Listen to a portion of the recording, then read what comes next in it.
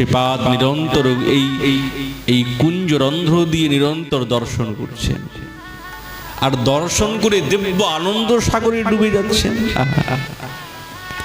আর তখনই না হঠাৎ হঠাৎ লীলা বিস্ফূর্তি হয়ে গেল। হঠাৎ। আচ্ছা বলুন তো, এইরকম লীলা দর্শন করতে করতে যদি হঠাৎ লীলা বিরাম হয়ে যায়, তো যার হৃদয়ে এই দিব্য লীলা স্ফূর্তি পাচ্ছিল তার কেমন অবস্থা হবে? থাকতে পারবে?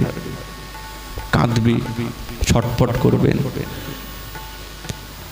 আজ শ্রীপাদ তার এই দিব্য লীলাতে প্রবেশ করার পর যখন লীলাটা বিস্ফূর্তি হয়ে গেল, তখন তিনি হাহাকার করতে আরম্ভ করলেন, চিৎকার করছেন। তখন বলছেন, হে বৃন্দাবনেশ্বরী,